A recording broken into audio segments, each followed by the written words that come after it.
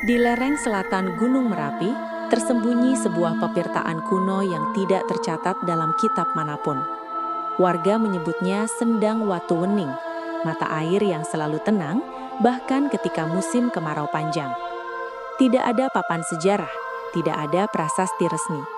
Hanya satu arca batu setengah terkubur tanah, wajahnya aus dan matanya kosong. Anehnya, pada malam-malam tertentu, arca itu basah, seolah menangis. Menurut cerita turun-temurun, pada akhir abad ke-9, saat kerajaan Mataram kuno berada di puncak kejayaannya, terjadi penghilangan besar-besaran terhadap satu garis keluarga bangsawan.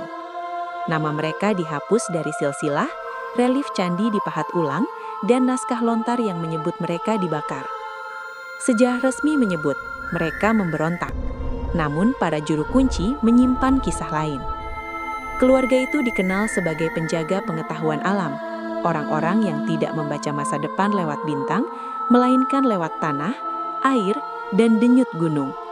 Dari perhitungan mereka, lahirlah sebuah ramalan yang tidak pernah ditulis, Wawaler Watu Geni. Ramalan itu tidak berbicara tentang kapan Merapi meletus, melainkan mengapa. Merapi menurut mereka bukan sekadar gunung api, ia adalah kunci alam, penutup sesuatu yang jauh lebih tua dari kerajaan manapun. Letusan besar bukan bencana, melainkan siklus penguncian ulang. Masalah muncul ketika istana dibangun terlalu dekat dengan titik yang disebut Watu Geni. Ramalan itu memperingatkan, apabila manusia berdiri terlalu dekat dengan kunci, maka yang terkunci akan mulai mengingat manusia. Tanda-tandanya segera terlihat. Mata air istana berubah asin, hewan ternak lahir cacat, bayi sering menangis menghadap gunung. Arca pelindung retak dari dalam, seolah ada tekanan yang tidak datang dari luar. Solusinya hanya satu, kerajaan harus pergi. Bagi raja, ramalan itu adalah ancaman. Mengakuinya berarti mengakui bahwa kekuasaan manusia tidak mampu melawan kehendak alam. Maka ramalan itu dicap sebagai pengkhianatan. Pada suatu malam tanpa bulan, keluarga penjaga Wawaler dibawa ke petirtaan. Mereka tidak dieksekusi, tidak pula diasingkan. Nama mereka dikunci dalam sejarah, dihapus seolah tidak pernah ada. Beberapa puluh tahun kemudian, Merapi benar-benar meletus besar. Ibu kota kerajaan ditinggalkan, Mataram berpindah ke timur. Namun, Sendang Watu Wening tetap ada. Arca batu di petirtaan itu dipahat setelah peristiwa penghapusan, bukan sebagai penghormatan, melainkan sebagai penanda. Sejak saat itu, setiap kali Merapi menunjukkan tanda-tanda gelisah, arca tersebut menangis. Air mengalir dari matanya, asin seperti air laut. Berabad-abad berlalu, kerajaan runtuh, zaman berganti. Namun, ramalan itu tidak pernah benar-benar mati. Di era modern, tanda-tanda lama mulai muncul kembali. Air sumur di lereng selatan berubah rasa. Burung-burung meninggalkan hutan tanpa pola migrasi, anjing melaung setiap pukul 2.17 malam. Bayi menangis menghadap gunung, alat seismik tua merekam getaran panjang berirama, bukan letupan acak. Zona yang dahulu dikosongkan pasca letusan besar kini kembali padat oleh permukiman modern persis di atas wilayah yang dalam cerita lisan disebut Watu Geni. Dan di tengah semua itu, muncul seorang pemuda, peneliti magang geologi, tanpa darah bangsawan, tanpa latar belakang istimewa. Sejak kecil, ia sering bermimpi tentang tanah yang berdenyut seperti jantung.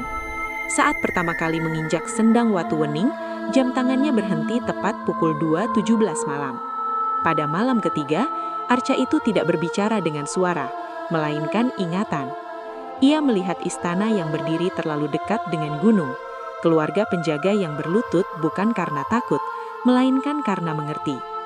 Ia memahami bahwa gunung itu bukan pembawa kehancuran, melainkan penjaga batas. Tubuhnya berubah perlahan. Ia merasakan getaran sebelum alat mencatatnya. Tanah terasa hangat di telapak kakinya.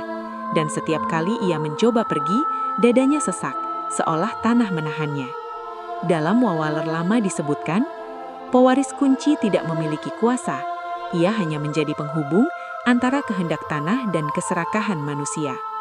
Zaman ini tidak memiliki raja untuk diyakinkan, hanya data, beton, dan kepentingan.